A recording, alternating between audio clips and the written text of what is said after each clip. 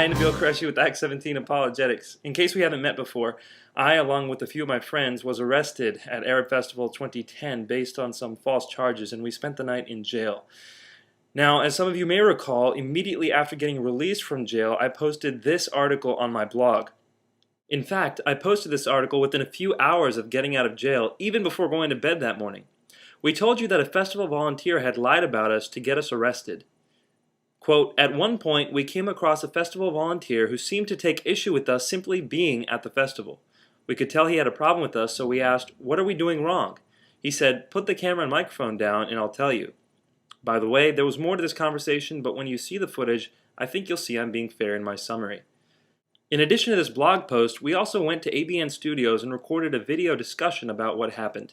Here's what we said.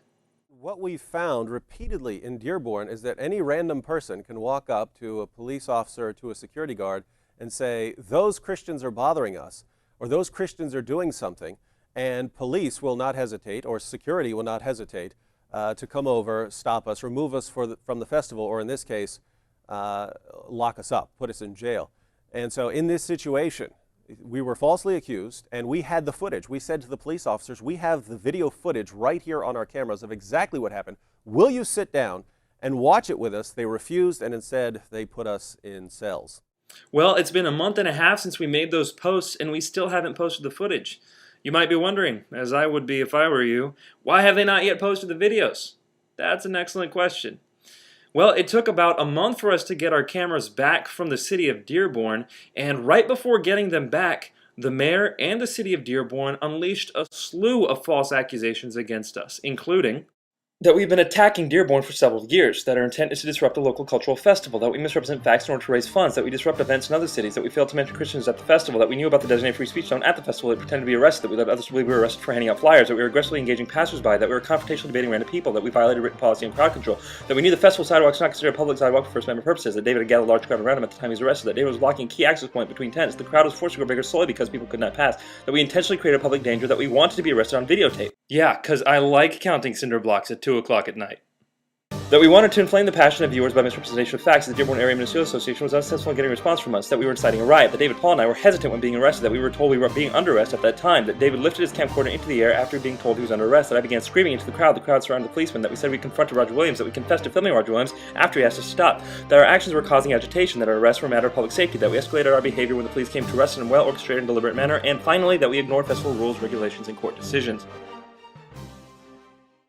Ever since getting our footage back, we've been busily responding to this campaign of falsehood and lies. And now, after having plumbed the depths of slander and calumny, it seems like they've run out of ideas. And so we finally get to post the footage that we originally talked about. A man by the name of Roger Williams lodged a complaint about us, saying we were harassing him. According to the police report, Williams stated a film crew began recording him doing his festival duties. He advised the subjects that he did not want to be filmed and told them to stop. Williams stated that they did not stop and instead began to surround him. He added that he felt extremely uncomfortable and thought he could not leave, although he attempted to several times. They continued to pester him and badger him with questions and continued filming. Williams again told them to stop filming. Qureshi, Wood, as well as Rezkullah finally put down the microphone and camcorder to speak with him, but he noticed Mael still filming within hearing distance. He radioed to security for assistance, and the party soon left. So let's summarize Roger's claims in his official police report. He says that he advised us that he did not want to be filmed, and so he told us to stop, but that we did not stop, and instead we began to surround him such that he thought he could not leave. He says he attempted to leave several times, but we continued to pester and badger him with questions. He also says Nagin was filming within hearing distance, and he makes it sound as if after badgering him and harassing him, he finally radios to security for assistance, which is when we left. But now that we have the footage back, let's take a look at the video, shall we? Here's a video of Roger approaching me and Luke, accusing Luke of covertly working with Act-17. After Roger leaves, Luke tells me that this is the same volunteer who handed him over to the police. 8.5 minutes later, we ran into Roger again. Well, this is where the action goes down, so watch the video carefully. Oh, and by the way, we had one video camera that had good audio, and the other camera had good video, so we spliced the two together to make this intelligible. Let's watch.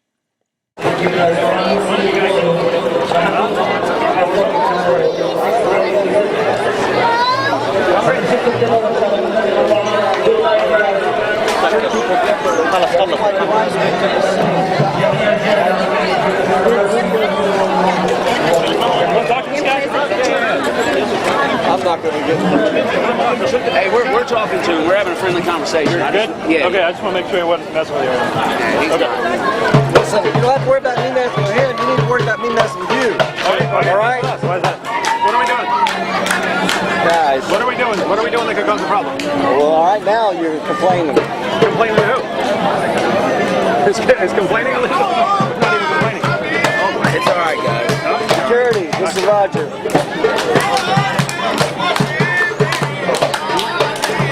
Sorry, what are we doing this from? Security. Okay, so apparently we're doing something illegal. I'm waiting to hear what it is exactly. Nobody said you did anything illegal. Okay, I'm not doing anything illegal. Okay. But you were calling security on us for some reason. We had no clue why. Can you explain it to us? Why were you calling security on You us? turn the camera off. I'd love to. Okay, he wants to tell us we're doing something wrong if we turn the camera off. So I guess we'll turn the microphone off so we can hear. Okay, that's better. All right, it's off. What are we doing wrong? No, let's go. You want to talk? That was a bluff. That was a bluff. Oh, really? Security's right there. What are they doing? Not act like this. What did we do? We have no clue what we did. Name anything we did. All right. All right, leave him alone. I want to hear what he has to say. That's the point. He's not going to say anything. I mean, you don't have to record this. I just want to talk to him and see what we did wrong. Want to turn it off? You can, here, you take this. I'm going to go talk to him. Okay. At this point, I go to talk to Roger without a camera and a microphone, just as he requested. But he immediately sends me away, saying, "Get away from me." I complied, and so there's no footage left to see. Wow. Let's see that one more time. Want to talk to this guy? I'm not going to get. Hey, we're talking to him. We're having a friendly conversation. Good? Yeah. Okay, I just want to make sure he wasn't messing with you. Okay. Listen, you don't have to worry about me messing with him. You need to worry about me messing with you. All right? Why is that? What are we doing? Can it be any more obvious that his intentions were simply to cause problems? Then, after this segment of the video, we go on to show you that he did not advise us that he didn't want to be filmed. He did not tell us to stop filming him. At no point did we surround him, and at any point in time could he have left freely. He did not attempt to leave at all, and we didn't pester him and badger him with questions. We just asked him what he meant by something he had said. Nagin was filming behind multiple tents, and there was no way at all that she could have heard anything that was being said. In fact, here's a clip of her video camera and what she could hear.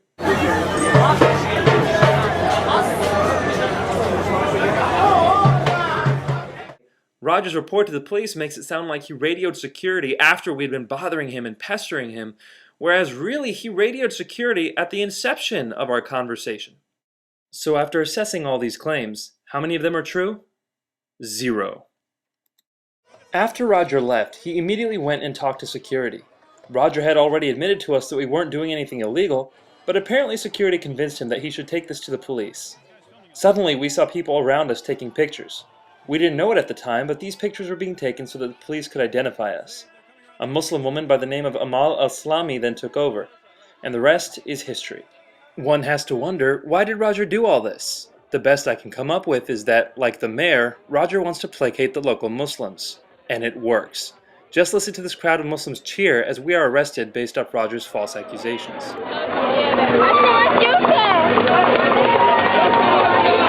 Also notice, we approached Luke, not Roger, and asked him if he was okay. The reason we did this is because we've noticed something strange happens in Dearborn.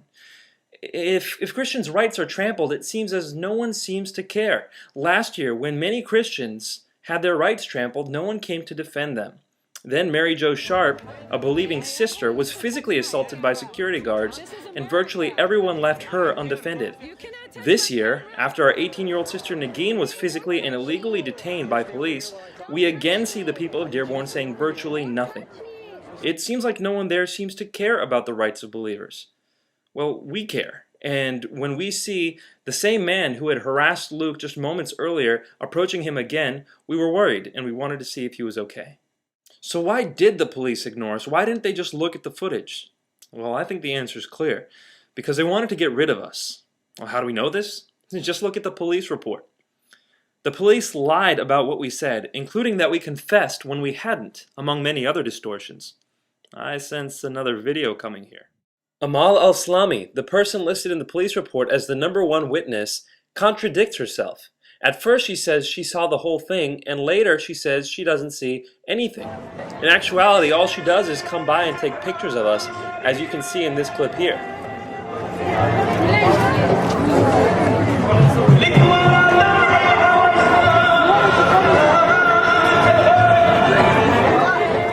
But in the police report, she says two contradictory things. First saying that she saw the incident as Williams had recalled, and in the second instance saying she didn't observe any of the confrontation between Williams and the 4 subjects arrested. And Roger lied about us, saying we did things that are clearly disproven by the footage.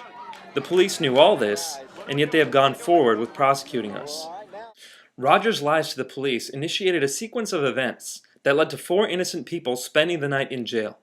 In addition to this, $2,500 had to be spent to bail us out, and then countless thousands more have been spent in pointless litigation, including flying us back and forth from Dearborn, having to spend the night in hotels. Litigation itself is expensive. So many resources have been wasted because of Roger's lies and frivolous accusations. But he isn't the only one to blame here. Just think about it for a second. The police are supposed to uphold justice. They're supposed to make sure that victims are not abused. But instead, when they came to us based on Roger's trumped-up charges, they refused to listen to us. They literally refused to listen to us. We said we have cameras that will exonerate us. We have the video footage that will show you that we did none of the things he accused us of. Instead of watching the footage, they decided to throw us behind bars and to confiscate our cameras. You know, all of these annoyances and these superfluous expenses, as well as this breach of justice, could have been avoided if they had just watched the footage, kind of like this. So the officer sees her knitting and says, "Pull over." And the woman says, "Pull over? They're mittens." But seriously, officer, we'd like to thank you for calmly explaining the accusations against us. The possibility of false accusations is precisely why we had our cameras rolling the entire time. So, with a touch of this button, we can show you exactly what happened, and you can avoid the embarrassment of throwing us in jail on a false charge. Here, see?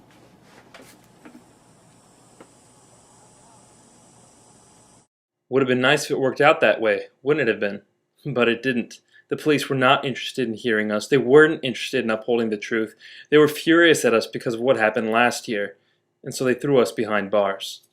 All we did was go to a booth that invited us to ask questions, and we asked a question of the Muslims there. We were ultimately abused because of it, and so we showed the world the abuse, and now the city of Dearborn is furious at us for standing up for our own rights. So this year, they locked us up on false charges, knowing full well that those charges were false. Their point?